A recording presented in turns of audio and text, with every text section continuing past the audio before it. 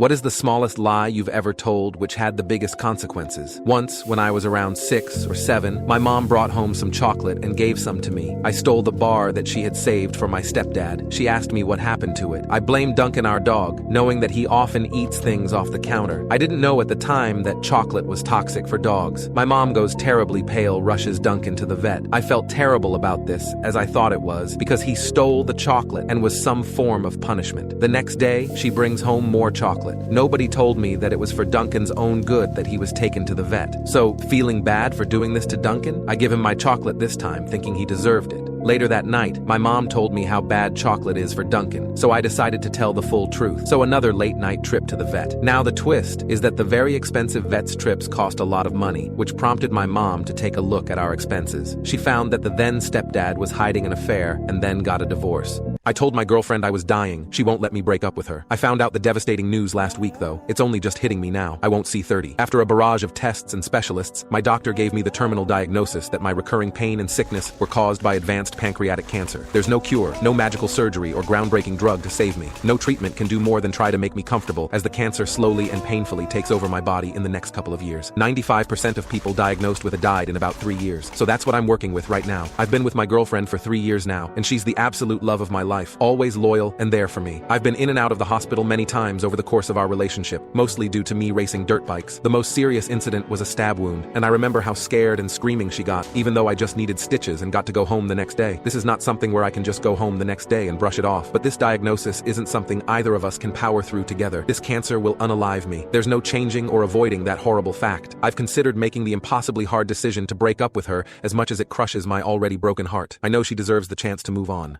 A 24-year-old boy, seeing out from the train's window, shouted, "Dad, look, the trees are going behind!" Dad smiled, and a young couple sitting nearby looked at the 24-year-old's childish behavior with pity. Suddenly, he again exclaimed, "Dad, look, the clouds are running with us!" The couple couldn't resist and said to the old man, "Why don't you take your son to a good doctor?" The old man smiled and said, "I did, and we are just coming from the hospital. My son was blind from birth. He just got his eyes today. Every single person on the planet has a story. Don't judge people before you truly know them. The truth might surprise you." A husband notices his wife's hearing is deteriorating and decides to visit her doctor for advice. "I can't speak to my wife directly as she might find it offensive given our old age," he says to the doc. "There's a simple trick you can try to determine her hearing," explains the doctor. "Simply ask her a question at a distance, and if she doesn't hear you, move slightly closer and ask again until she does." That night, the husband arrives home and sees his wife in the kitchen cooking. He thinks to himself,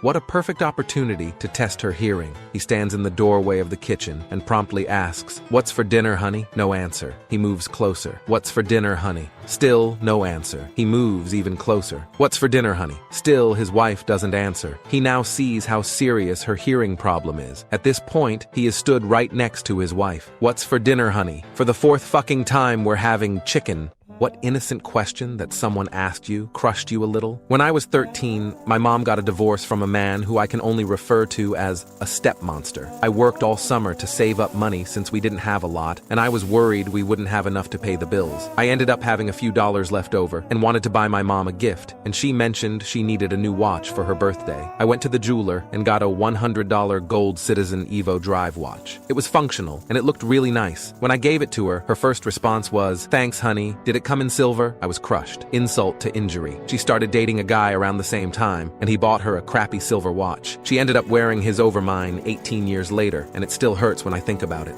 What is the saddest thing about your father and mother? My dad left my mom after 20 years of marriage for another woman. They married, and my dad left behind 3 kids, 2 of us grown and 1 an 11-year-old boy. Years later, my dad had a series of strokes, and his new wife put him in an Alzheimer's ward. We got him out and brought him back to his hometown. We overlooked our bitterness and helped him heal. My mom and he got back together. I begged my mom not to give him another chance to break her. She had been healing too, but she took him back. We restored him to health, and he left again in the middle of the night to the woman he had left my mom for 20 years earlier. My mom passed away last year. I sat in her hospital room and stroked her hair as she suffered from COPD and congestive heart failure. At one point, she looked up at me and whispered, "You know, I always thought that he would come back." She loved him still, and still she waited. Mom passed away a week later. That is the saddest thing about my mother.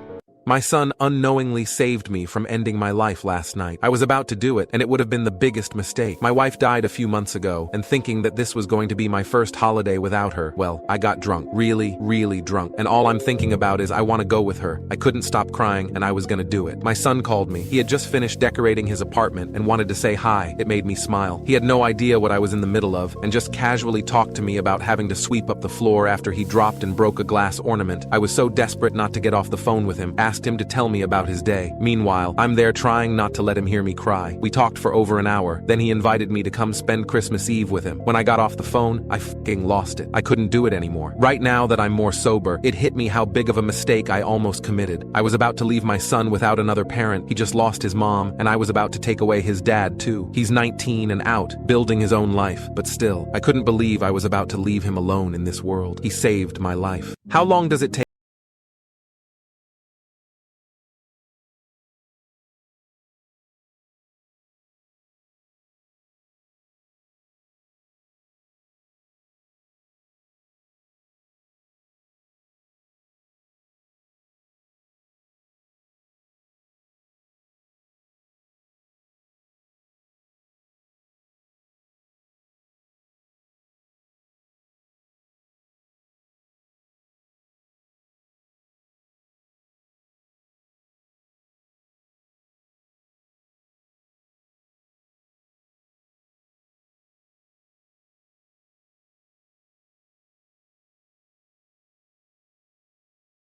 Doctors. What's the best reaction you've seen from a dad during birth? The doctor, another nurse, and I were sitting in a delivery room watching a woman give birth. I've seen this several times before. The head was crowning, and the dad, who had been there the entire time comforting his wife, was hunched down, watching the baby be born while holding his wife's hand. The first baby came out. It's a girl. He nodded and kept watching. The second baby came out. Also a girl. He nodded again. After we let the mom hold the girls, we took them to the nursery while the mom got situated. The dad disappeared. I didn't see him for another hour and a half. I decided to pass by the nursery to take a look at the twins I helped deliver. The dad was standing there with a really weird look on his face. I asked him if he was okay, and he said, "Yeah, looks like I'm a dad now." He then burst into some really heavy sobs, but he stopped just as fast as he started, and his expression changed to pure, unbridled joy. He apologized and told me he was so excited to know who his little girls were going to be. When did you notice your child had grown up and was no longer a kid? When my son was in the 8th grade, he got suspended, and I had to leave work early to go get him. When I got there, I asked the principal what had happened. The principal explained that my son had beaten up 3 other boys and even broken one boy's wrist. I was obviously horrified and asked my son what the F he was thinking. He simply told me that the boys had cornered one of his friends and were trying to make her strip for them. Being the chivalrous boy I raised him to be, he put a stop to it. I asked the principal if it was true, and he dodged the question. In response to that, I told the school that if they were going to allow intimate harassment, I didn't want my child to attend and took him home. I told my son that I was going to take him out of public school. He replied by telling me that he didn't want to leave the school because if he wasn't there, then who was going to stop it from happening again? This is when I realized my little boy had become a man. He would rather get in trouble to protect a friend than stay out of the spotlight and potentially face long-term consequences.